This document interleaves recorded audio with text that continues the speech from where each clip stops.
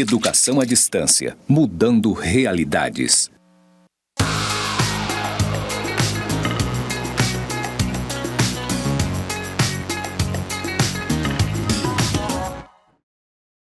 Olá, aluno, olá, aluna.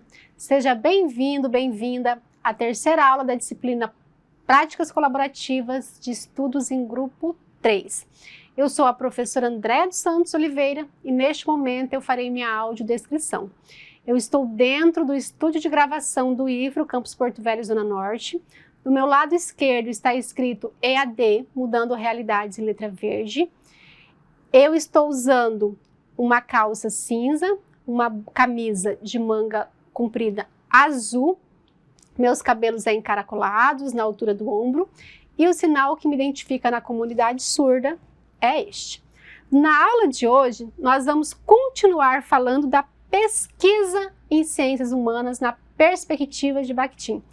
Mas, com muita alegria, eu informo para vocês que na aula de hoje nós contaremos com a participação do professor Dagoberto Buin Arena, que é um grande estudioso das obras do Bakhtin, das obras do Voloshinov.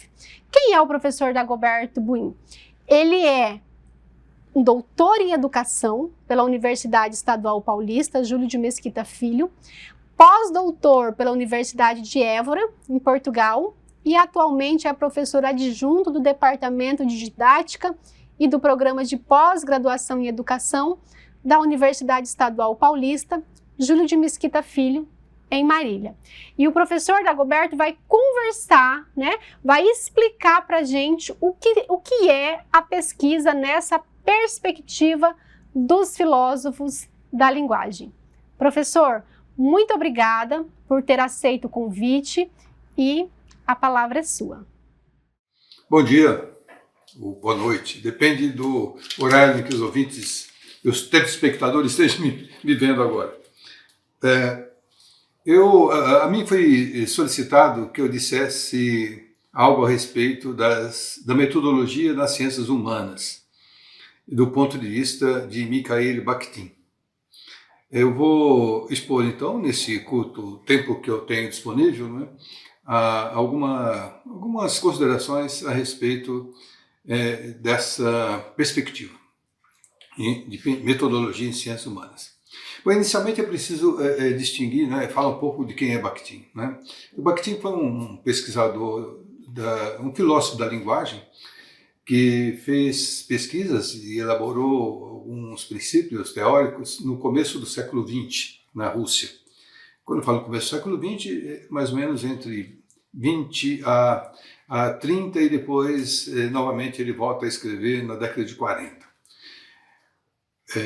E esta abordagem que ele faz da metodologia das ciências humanas está num livro que foi publicado no Brasil com o título de Estética da Criação Verbal. Então é exatamente de um capítulo deste livro que eu vou falar aqui, em que ele aborda a metodologia das ciências humanas, tá bom? Então, o que nos incomoda como pesquisador das ciências humanas, e eu sou um pesquisador das ciências humanas, eu trabalho com educação, é como lidar com com as fronteiras entre as metodologias das ciências da natureza, das ciências biológicas, ciências exatas, e as ciências humanas. Essa discussão sempre esteve presente nas nossas tarefas na academia, e também na nossa vida como pesquisador. E por que eu estou dizendo isso? É porque as ciências humanas, elas sofrem, de certo modo, um desprestígio em relação às ciências exatas.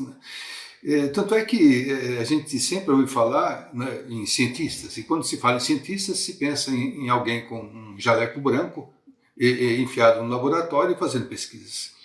Então, quem faz pesquisas, geralmente, são considerados cientistas, mas os cientistas das ciências da natureza. Os das ciências humanas nem sempre são considerados cientistas e nem sempre são considerados pesquisadores. Bom, Nessa fronteira entre as duas, é que aparece essa discussão, né, que pode nos ajudar um pouco a nos libertar desta pressão, né, das metodologias da ciência da natureza. Então, mesmo na área da educação, nós temos alguns campos, né, que são muito fronteiriços, principalmente na área da educação especial, na área da fonoaudiologia, né, que transita pela educação, e outras mais. Então a tendência é levar para a educação a metodologia das ciências da natureza como se fosse a melhor das metodologias, ou a metodologia como a ciência, né, da natureza, né, como a verdadeira ciência. E nós, as ciências humanas, ficamos um pouco espremidos, né, sem muita área de deslocamento, de manobra, para poder lidar com os fenômenos que são próprios das ciências humanas. O que o Bakhtin vai dizer, ele responde, na verdade, aos nossos anseios, né, às nossas dificuldades hoje. E ele escreveu no começo do século XX, e nós estamos há 100 anos, exatamente há 100 anos, né, dos seus primeiros escritos. Não exatamente deste, né? Deste deve ter publicado aí mais ou menos na década de 50, né? Do século passado. Então eu queria só enfatizar, né? Eu tenho poucos minutos para dizer, né? Então eu vou levantar alguns aspectos principais, mas eu tenho que explicar, né? A respeito gastar um tempo com essa introdução, vamos dizer assim. Bom, inicialmente, então, as ciências da natureza, elas trabalham com a perspectiva da exatidão. As coisas têm que ser exatas, por isso elas são medidas. E as ciências humanas não. E qual é a diferença? Não é? As ciências da natureza trabalham com a coisa, com o objeto, e as ciências humanas trabalham com o homem. Aí está a grande diferença. O homem não é a coisa. O homem, diz o próprio Bakhtin, é um ser expressivo e um ser falante, isto é, um ser que se manifesta. Então, a nossa perspectiva em ciências humanas é em tentar compreender as relações humanas e compreender os fenômenos, os objetos, vamos dizer assim, não é? Na relação com o homem. Isto é, se nas ciências exatas a coisa fica distanciada do pesquisador, o pesquisador olha para a coisa e tentando mensurar, medir, descrever e compreender a coisa, nós, as ciências humanas, não. Nós nos separamos o homem dos fenômenos. E o pesquisador não se separa do que ele pesquisa. O pesquisador participa numa interlocução com os homens, né, com quem ele interage e com os fenômenos que ele quer compreender. Então nós temos, nas ciências humanas, algo diferente da ciência da natureza. Nós temos aqui o homem. E o homem tem que ser compreendido. O homem tem que ser interpretado. Isso faz uma grande diferença. Aí tem um outro aspecto, né, que o Bakhtin lida e que tem a ver com as ideias marxistas de fundo, né, que se dá em relação à compreensão dos fenômenos. Os fenômenos, aquilo que aparece diante dos olhos, ou que aparece diante dos nossos órgãos dos sentidos, são fenômenos. São aparência. E fazer ciência não é apenas olhar a aparência e dizer o que se vê, o que se ouve. Em ciências humanas, isso não é fazer ciência. É preciso investigar. E investigar e fazer ciência significa procurar a essência dos fenômenos. Isto é, nunca se contentar com a aparência, aquilo que aparece diante dos olhos, que parece que é real, mas não é real. O real está além da aparência. O real está na essência. O real não se percebe de cara. Ele está sempre oculto, então é preciso investigar. E aí vem a reflexão. Então, fazer ciências humanas é refletir, pensar e procurar a essência dos fenômenos. Essa é a visão do Bakhtin. E para isso nós temos que conversar com os homens. Os homens não são coisa. Então, a investigação, fazer ciência, não é coincidir com a coisa. Fazer ciência é não ver a coisa tal como ela se apresenta, mas ver a coisa na sua essência. Portanto, quando nós lidamos com os homens, nós temos que lidar com a essência dos fenômenos e com a essência humana. Compreender os homens nas suas relações, e compreender os homens nas suas relações é se distanciar da exatidão. As ciências humanas, porque lida com homens, não procura exatidão e não espera a replicabilidade. Nas ciências exatas, quando se faz uma pesquisa e se chega a um dado, esse dado só vai ganhar validade científica se ele puder ser replicado por outras pessoas e outros lugares. Nas ciências humanas, não. Nós não estamos nem preocupados com a exatidão e nem preocupados com a replicabilidade do dado. Cada dado é importante. Cada situação é importante. E ela tem o seu valor e ela é esse objeto estudado, né, essas relações estudadas, elas têm o seu valor dentro das ciências humanas, mesmo que ela não ocorra novamente em outro lugar. Isso não importa. As ciências humanas valorizam o dado único, o dado singular, o episódio único, porque para as ciências humanas ele também tem valor científico. E uma outra questão que eu queria destacar aqui, né, é essa relação do pesquisador com o chamado pesquisado, o sujeito. Nós não pensamos, né, como o Bakhtin pensa, o homem não é um sujeito de pesquisa. O homem não é um sujeito pesquisado. Nós pesquisamos as relações humanas. Esses homens com quem nós lidamos, e na educação, nas crianças, os professores com quem lidamos, são seres falantes, seres expressivos, seres humanos. Portanto, eles são nossos interlocutores. Não são sujeitos. Não são informantes. São sujeitos. Não são sujeitos submissos. São interlocutores com quem nós dialogamos. E aí aparece uma outra palavra importante para o universo bakhtiniano. O diálogo, com quem nós dialogamos. As ciências humanas, elas se faz nessa perspectiva essencialmente sobre a palavra. A palavra diz, a palavra tem sentido. A palavra é a unidade do diálogo. Quando nós pesquisamos pessoas, nós lidamos com o diálogo, nós conversamos com as pessoas. Esse princípio chamado princípio dialógico é o princípio que embasa todas as pesquisas em ciências humanas. Por isso, é preciso, e com ele, né, com esse diálogo que nós podemos chegar à essência do objeto e não ficar na aparência. Mas há riscos de nós ficarmos na aparência. E quais riscos?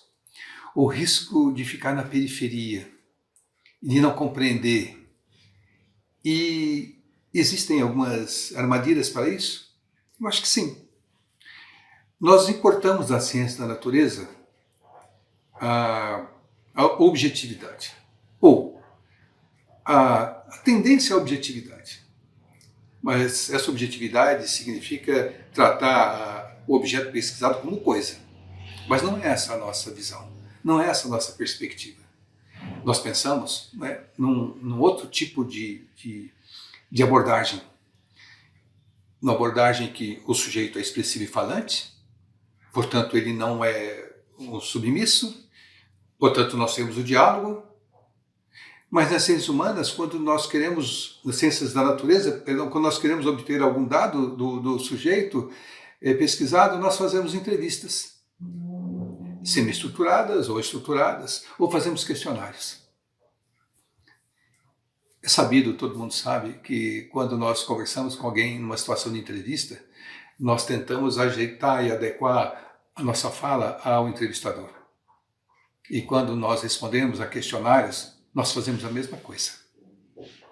Quer dizer que a entrevista estruturada e semi-estruturada e ou questionário, nesta nossa perspectiva, funciona como uma espécie de desvios ou de armadilhas que nos levam à aparência e não à essência. Isto é, vou usar a palavra, né, o termo da outra ciência, o sujeito disse, o informante disse, portanto o informante está dizendo e eu estou respeitando o que o informante disse. Eu fico na aparência.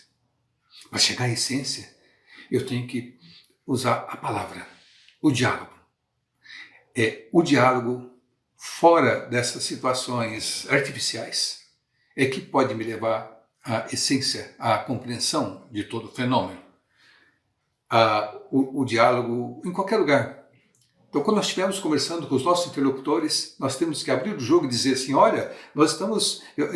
tudo que você falar está valendo. Se nós estivermos tomando um cafezinho aqui e você disser alguma coisa, está valendo.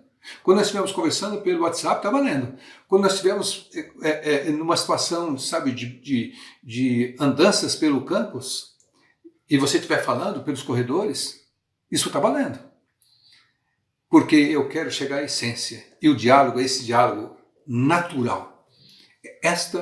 O diálogo é a fonte dos dados de uma pesquisa em ciências humanas em que os homens são protagonistas.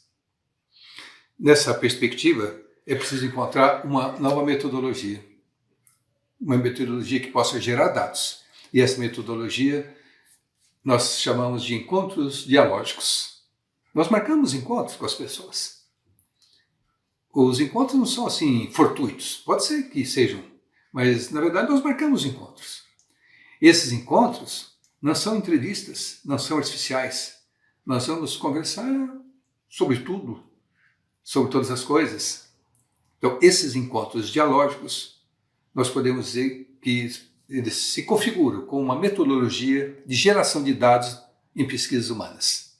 Então, vejo que eu estou falando de uma visão de pesquisa em geral, depois uma visão de como gerar dados nessa pesquisa, e agora vem uma outra questão que é como a gente vai expor esses dados. Nós temos que interpretar os dados. Não ficar na aparência e a essência. E para interpretar esses dados, nós temos que fazer análises e organizar por núcleos temáticos, organizar por núcleos de pensamento. Então, antes nós falávamos em categorias, aqui nós falamos em núcleos temáticos que agrupam, né, conjuntos de ideias para que nós possamos realmente analisar com mais detalhes. E depois fazemos a exposição disso. E essa exposição, e aí vem outro dado fundamental do universo de Bakhtin, é a autoria. Quando nós fazemos uma exposição, escrevemos um TCC, escrevemos uma dissertação de mestrado, qualquer trabalho acadêmico, nós temos que nos tornar autores. O Bakhtin fala que nós somos responsáveis, os nossos atos são responsáveis. Quando escrevemos, nós temos que assumir o que escrevemos. E assumir o que escrevemos é nos tornarmos autores. Autor é escrever em primeira pessoa. Bom, não necessariamente em primeira pessoa, colocar eu, né? Mas escrever de um modo que é próprio da gente, que é nosso. Então, essa exposição da pesquisa, tendo esta visão de autoria e de responsabilidade, exige que a gente evolua, né, como donos da palavra que antes era alheia. É outro conceito bakhtiniano. Quando nós lemos, nós estudamos, e quando nós ouvimos o outro falar, nesses encontros dialógicos, nós estamos lidando com palavras alheias. São diálogos em vários níveis. Diálogos com quem escreveu, diálogos com quem fala. Esses diálogos, todos, vão sendo incorporados por nós. Os seus conceitos, as suas palavras, estão em nós. E quando vamos expor, nós acabamos expondo essas palavras, que não são nossas, são dos outros. Mas à medida que nós vamos evoluindo, vamos escrevendo, essas palavras que eram dos outros vão se transformando em palavras nossas e nós passamos a ser autores do que escrevemos. Este é o processo de autoria. Sair das palavras que eram dos outros, palavras alheias, até lidar com as palavras que são nossas. É isso que faz um pesquisador. É este o caminho que ele vai percorrer. Então vejo que nós temos um conjunto, né, de conceitos que eu levantei aqui, eu estou encerrando. Essa visão do que é ciências humanas, né, do que são as ciências humanas, que é essa visão de lidar com a essência, lidar com o homem, não com o objeto, valorizar o diálogo, gerar dados pelos encontros dialógicos, organizá-los em núcleos temáticos e fazer uma exposição própria. Isso é fazer ciências humanas na perspectiva de Bakhtin. Obrigado pela atenção. Professor Dagoberto, muito obrigada por sua participação nesta aula. Tenho certeza que foi muito enriquecedora. Os alunos agora vão a campo, né, fazer a pesquisa, e eles vão tentar fazer uma pesquisa nessa perspectiva explicada pelo senhor e apresentar aqui aquilo que o professor Dagoberto Bunharena falou. Ele usou como referência a obra Estética da Criação Verbal, que é do Mikhail Bakhtin. Nesta obra há um capítulo dedicado para a pesquisa na área de ciências humanas. Então vocês podem buscar mais informações no capítulo dessa obra. Até a próxima aula.